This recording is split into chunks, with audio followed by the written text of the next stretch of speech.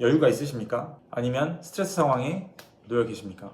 이것만 알아차려도 답답하고 잘 풀리지 않던 문제들을 10배는 빠르게 풀어갈 수 있습니다. 같이 가보자고요. 조급합니다. 공부, 일, 인간관계 속에서 내 생각대로 되지 않는 상황을 마주한다면 답답합니다.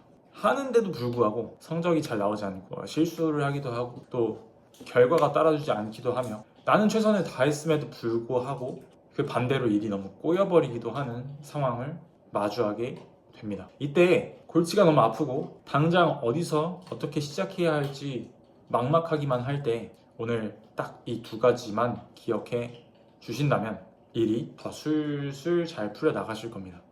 첫째, 스트레스 상황에 있음을 인지한다. 스트레스 상황에 놓인 것을 인지하지 못하는 경우가 굉장히 많습니다. 겉으로 봤을 때도 예민해지고 신경질적으로 되는 것도 분명히 알아차림의 수단이 될 수 있겠지만 그 순간을 알아차릴 수 있는 그런 기법을 하나 소개시켜 드리겠습니다. 스트레스 상황에 놓이게 되면은 손과 발이 묶이게 됩니다. 마음과 생각이 굉장히 복잡해지고 몸은 하나인데 내가 지금 당장 해야 할 것도 생각하게 되고 나는 왜 그렇게 해야만 했는지 과거를 되풀이하면서 이 현재는 어떻게 해야 되는가, 과거, 현재, 미래에 해야 할 것들을 동시에 생각하려고 합니다. 그러면 당연히 눈이 멀어지게 되면서 아무것도 하지 못하는, 생각은 너무 많은데 행동으로 액션을 취할 수 없는 그런 상황에 놓이게 됩니다.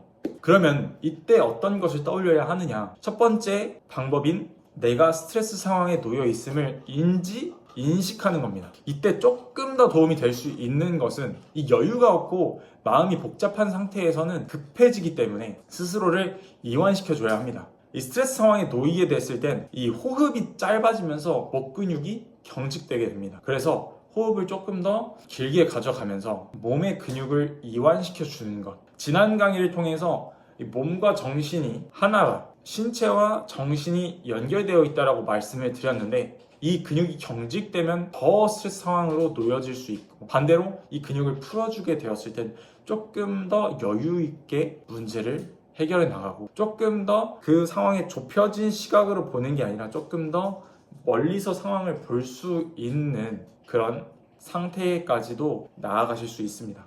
이 말이 의심스러울 수 있겠지만 진짜 해보세요. 진짜 좋아요. 진짜입니다. 자, 두 번째, 앞서 말씀드린 것과 비슷한 내용이긴 하지만 여유를 가지십시오. 여유를 가지라는 것이 결코 그 상황을 바라만 보고 있고 행동을 취하지 말고 생각을 정리만 해라라는 의미가 절대 아닙니다. 우선순위를 명확하게 하여서 목적지까지 최대한 빠르게 갈 수 있는 경로를 설정하고 움직이라는 의미인데 마치 우리가 목적지까지 가기 위해서 마음이 급한 상태로 운전만 빠르게 한다고 그 지점까지 최고의 속도로 갈 수 있는 것은 아닙니다. 최단시간에 갈 수 있는 것이 아니기 때문에 구체적으로 서울에서 부산까지 내려간다고 했을 때 마음이 복잡하면은 그 차라는 시각에만, 차라는 도구에만, 차라는 수단에만 집중된단 말이에요. 근데 이때 더 빨리 갈 수 있는 방법을 찾아본다면 비행기나 기차를 타고도 아마 시간을 더 단축시켜서 이동할 수도 있습니다. 게다가 이렇게 하게 되면 차가 막힌다거나 혹은 차량의 문제 등 여러 가지 더 지연시킬 수 있는 리스크들을 더 감소시킬 수 있다는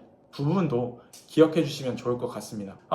다 아는 소리 하네 라고 할 수 있는데 이게 그 상황에 놓이게 되면은 정말 어려워요. 여기서 추가적으로 조금 더 시각을 확장시킬 수 있는 방법이 있는데 그것은 이미 이런 문제를 한번 겪었어서 해결해 본 사람을 떠올리거나 그 사람에게 자문을 구하는 것, 혹은 요즘같이 AI가 발전된 시대에서는 AI와 같은 나보다 조금 더 그 상황을 차갑게 바라볼 수 있는 도구에게 자문을 구해보는 겁니다. 어떤 영화에서도 이런 말을 하죠. 문제를 최대한 빠르게 해결할 수 있는 방법은 내 생각에서 내 생각만으로는 부족하기 때문에 그 세계를 확장시키는 거. 그러니까 내가 가지고 있는 생각은 이미 그 문제를 해결할 수가 없다라는 거예요. 그러니까 내가 생각하지 못하는 것까지 생각할 수 있는 다른 사람 아니면 도구를 통해서 확장시키라는 거죠. 어떤 사람들 혹은 저처럼 또 자존심이 센 사람들 혹은 다른 사람에게 좀 자문을 잘 못 구하시는 성격에 계신 분들은 꼭 도구를 사용해서 뭔가 내가 이거를 해결하지 못한다고 손가락질 받는 건 아니잖아요. 그냥 지금 그런 상황에 놓여 있는 거고